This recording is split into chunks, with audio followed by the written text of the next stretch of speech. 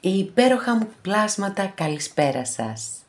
Έκτακτο βιντεάκι για την Πανσέλινο, βέβαια, αλίμονο να μην έκανα βίντεο για την Πανσέλινο.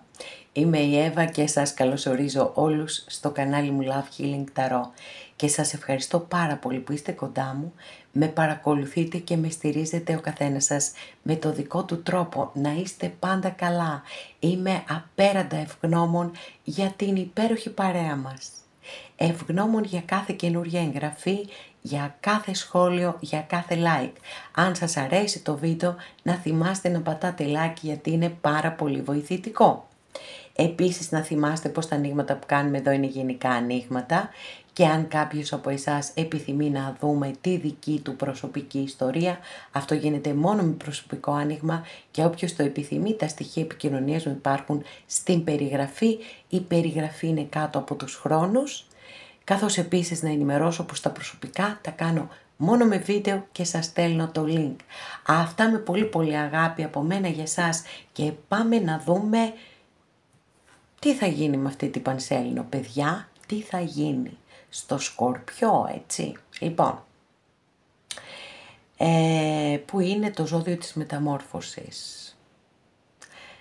Πάμε να σας διαβάσω, όπως το κάνω πάντα, μία εισαγωγή από την κυρία Μπίλιου, πριν περάσουμε να δούμε μέσα από το δικό μας πρίσμα, μέσα από τις κάρτες Ταρό, όσα θα δούμε για αυτή την Πανσέλινο.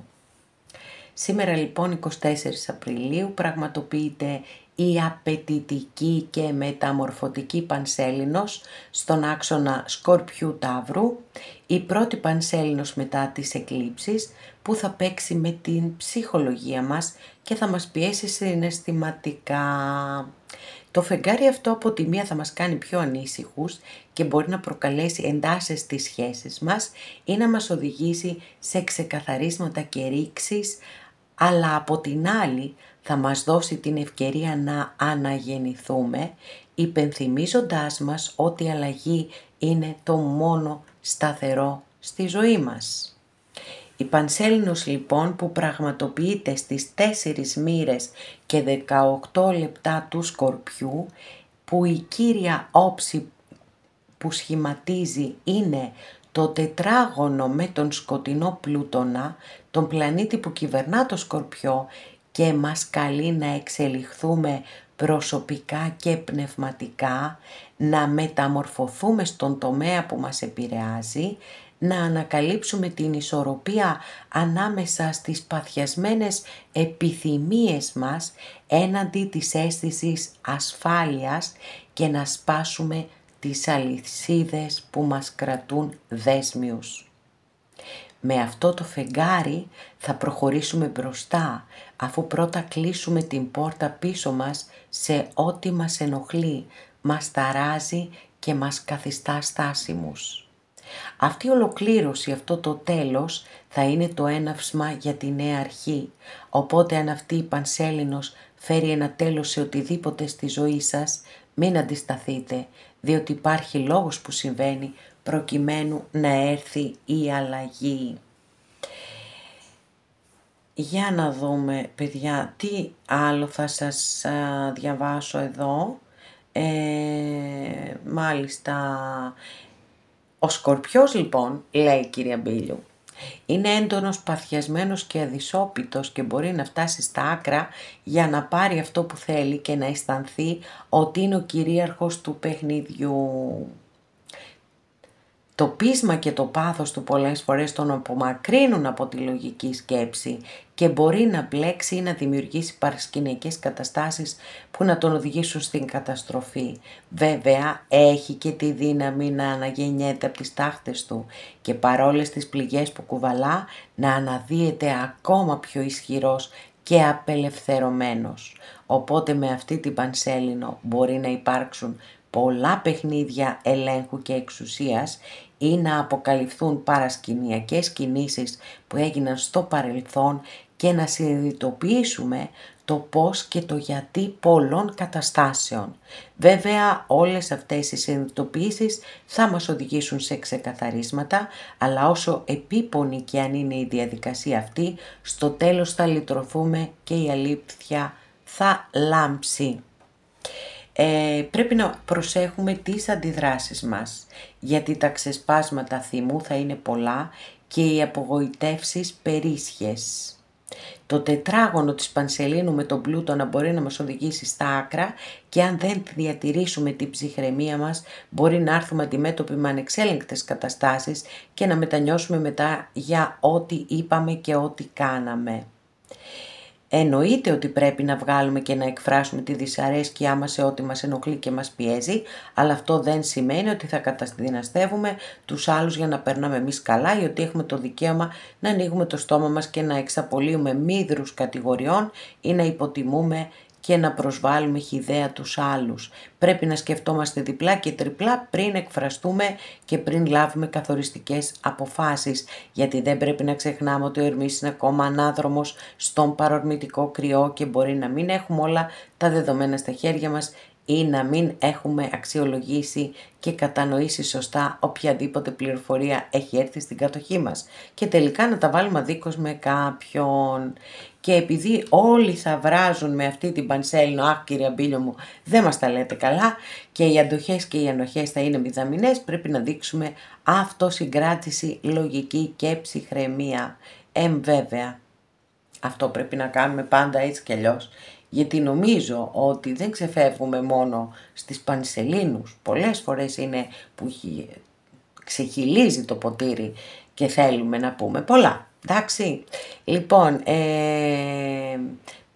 ποια ζώδια επηρεάζονται περισσότερο? Οι Ταύροι, οι Λέοντες, οι Σκορπιοί και οι Υδροχόοι που έχουν γενέθλια παιδιά το πρώτο δεκαήμερο και μάλιστα στις αρχικές μοίρες, έτσι, πρώτη με έβδομη.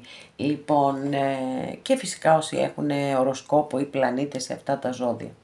Αυτά από την κυρία Μπίλιο, λίγο τρομακτικά μας τα είπε. Οκ. Η αλήθεια είναι ότι γενικά οι αστρολόγοι έχουν η κυρία Μπίλιο δεν το κάνει συχνά και γι' αυτό η αλήθεια είναι ότι την έχω επιλέξει για να διαβάζω τα κείμενά της για τα φαινόμενα που έχουμε, Νέα Σελήνη, Πανσέλινο κλπ. Τώρα όμως είδα ότι και εκείνη είναι πολύ, λοιπόν, φοβιστική, τρομακτική, τέλος πάντων. Εντάξει, μεγάλοι άνθρωποι είμαστε, όριμοι είμαστε, θα διατηρήσουμε την ψυχραιμία μας. Τι να κάνουμε. Πάμε να δούμε εμείς τι θα δούμε, παιδιά.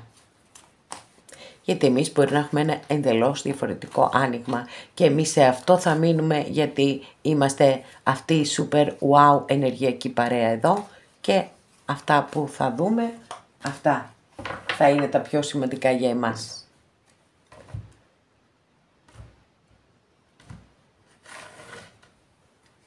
Βέβαια, το ήξερα, ξεκάθαρα πράγματα, αυτοκράτορας. Δεν μπορούσαμε να ανοίξουμε και καλύτερη καρτούλα. Είναι καταπληκτική κάρτα, είναι μια κάρτα πάρα πολύ μεγάλης δύναμης, έτσι, είναι το αρχέτυπο του πατέρα. Αστρολογική αντιστοιχεία είναι με το ζώδιο του κρυού, υποδηλώνει την εξουσία πάντα, έτσι.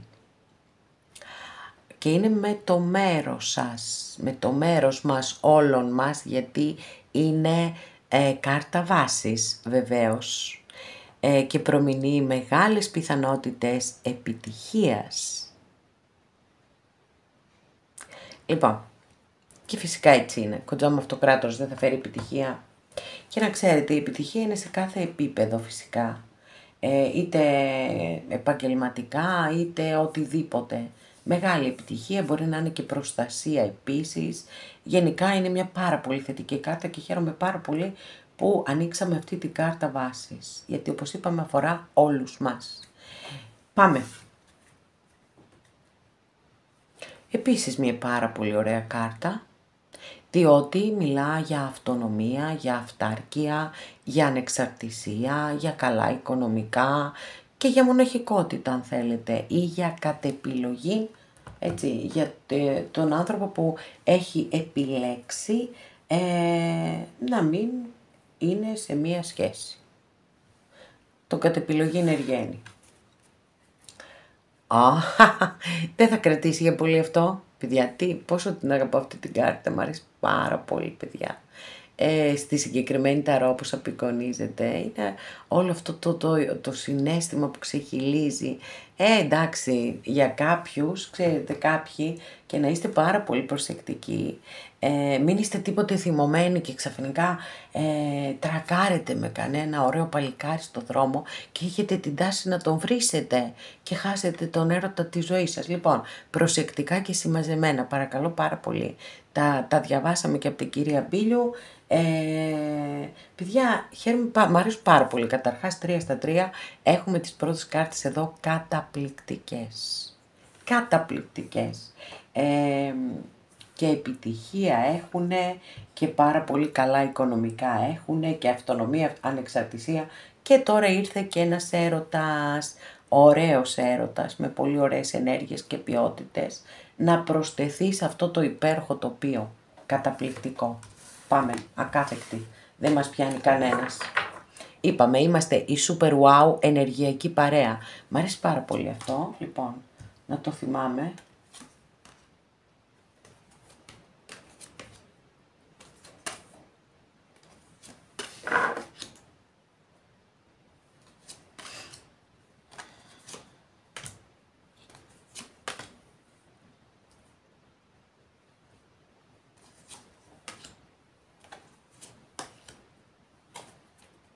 Τέλεια. Πάμε να δούμε το παρόν μας.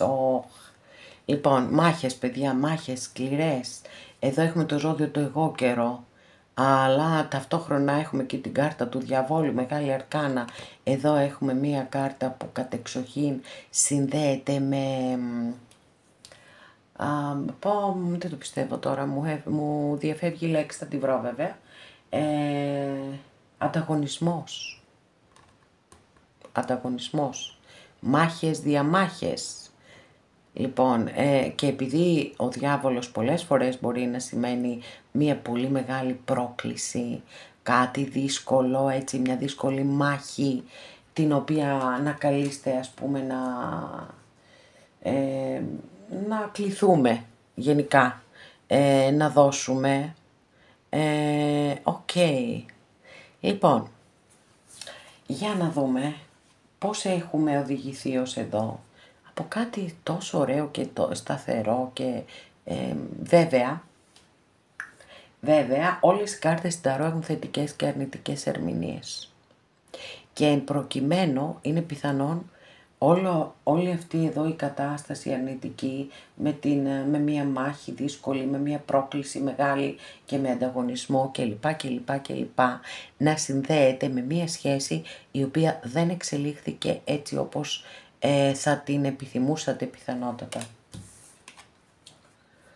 Και εδώ έχουμε την κάρτα της ήττας, κάποιος έχει αποχωρήσει ηττημένος. Παιδιά, κρατήστε έτσι το συναίσθημα χαμηλά, να μην υπάρχουν εντάσεις τώρα πάνω στην Πανσέλινο. Ό,τι έγινε, αυτές είναι παρελθοντικές κάρτες. Αν κάποιος ήθελε να φύγει οπωσδήποτε, ό,τι και να κάνετε εσείς, δεν μπορείτε να τον κρατήσετε με το ζόρι. Για όσους από εσάς ισχύει αυτό, εδώ βλέπω ότι πιθανόν να υπήρχε και παράλληλη σχέση και θέλει λίγο προσοχή αυτή η κάρτα, γιατί είναι που οδηγείται η κατάσταση.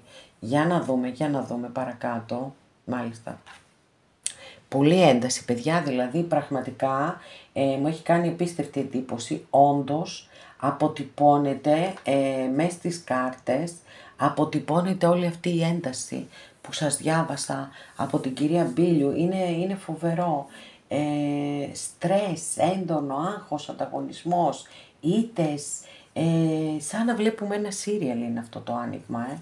Λοιπόν, εδώ όμως μου αρέσει πάρα πολύ αυτή η κάρτα, είναι ο δεύτερος άσος που ανοίγουμε στο άνοιγμα. Εμείς θα κρατήσουμε τα καλά παιδιά, γενικό άνοιγμα είναι, όλα τα θετικά θα κρατήσουμε, δεν μας ενδιαφέρει τίποτε άλλο. Λοιπόν, άσος μπαστούνι, πώς βλέπετε τον εαυτό σας.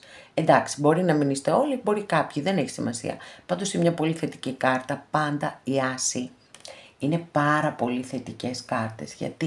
Γιατί δηλώνουν τα ξεκινήματα στη ζωή μας, δηλώνουν δώρα, ο συγκεκριμένος, έτσι, έχει ταυτιστεί πάρα πολύ, επειδή είναι αρσενική ενέργεια, έχει ταυτιστεί πάρα πολύ και με την ερωτική πράξη. Όμως δεν είναι μόνο αυτό.